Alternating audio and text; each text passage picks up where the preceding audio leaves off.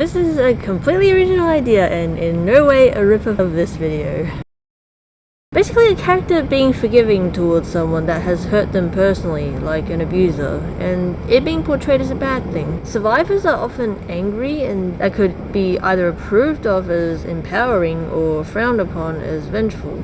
Or the survivor is forgiving, and that's portrayed as the good, virtuous, healthy way to deal with things that you should strive towards. For once, I'd like to see someone with endless patience and compassion towards their abuser, and it destroys them. Bonus points if it's not portrayed as them being a naive little dum-dum who doesn't understand that some people can't be fixed with love and patience.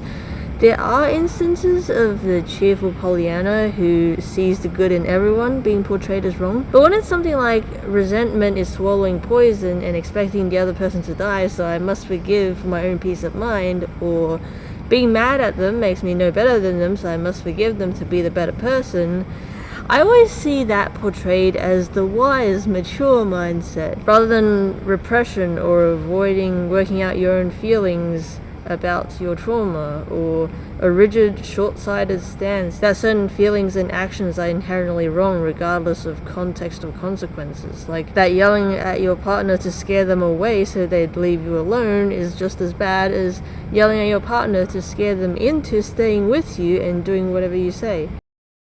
Maybe it means I just read slop, but in my experience, everyone in fiction is hyper-observant actually. Like, I get wanting wish fulfillment, but it just undercuts a lot of emotional weight when you take away the loneliness of being unseen. Characters are like dots, and the other person immediately picks up on something being wrong and asks, like, being like, are you okay? And when they're like, yeah, I'm fine, they're like, liar.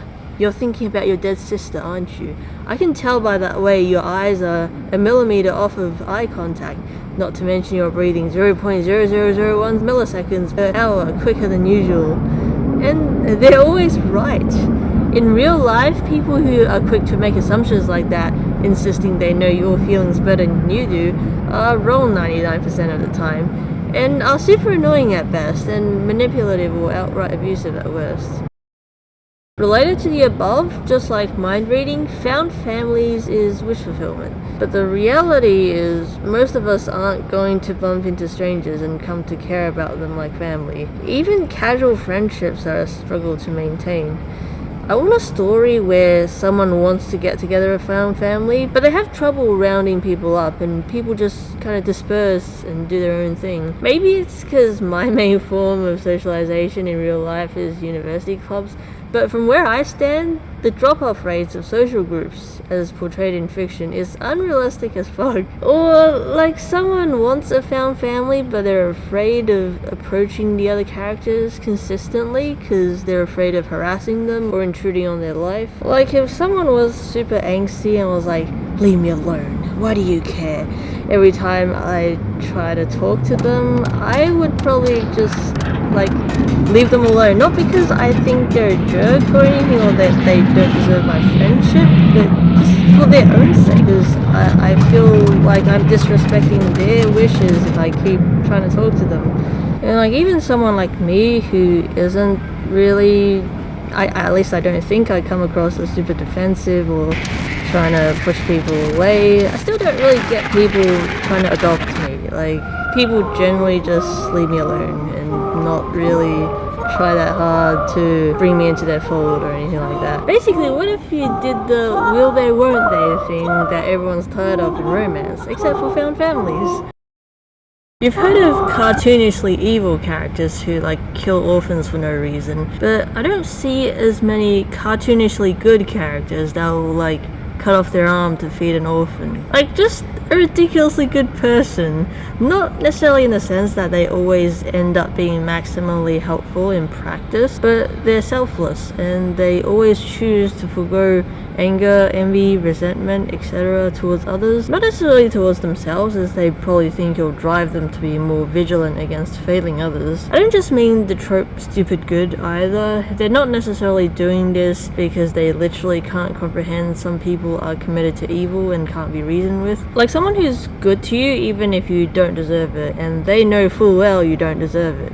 but like they won't rub in your face about how much you don't deserve it, because that isn't being very good to you actually. So related, they're also epistemically selfless in that they'll take the blame and bite their tongue when being painted in a bad light to make everyone else happy. And usually this kind of character who suppresses their own needs for the sake of others inevitably ends up snapping from resentment. But remember, they're cartoonishly good. They will never believe that others have wronged them due to choices of their own making. Like, they might snap in the sense of having a mental breakdown from the stress of being ridiculously good all the time, but not in the sense of snapping at others, more like imploding and ceasing to function. They're not cynical, they think the world is great actually, but they're still depressed. Maybe the world is better than they deserve, and their existence is a stain on such a beautiful place. They're probably the first person to say they have nothing to be depressed about. They cover things up with a smile, not out of fear of looking weak, but because they don't want to bring other people down or complain to a world that did nothing wrong. And these were inspired by the ones in this video, but I guess one more pops into mind. Not in a they're not aware of the issue kind of way, but in a I deserve it kind of way, or it's worth suffering crippling anxiety forever if it reduces my chances of abusing a child by even 0.001% kind of way. Or maybe they agree with fixing some aspects of their illness but not others. Like, people talk about self-love, but it still takes for granted that loving yourself is an important and worthwhile thing to do in the first place. I want to see a character who wouldn't think of themselves as having trouble loving themselves, because it implies that they're actually trying to, but rather they're ideologically committed to not loving themselves, or not doing some other thing considered mentally healthy.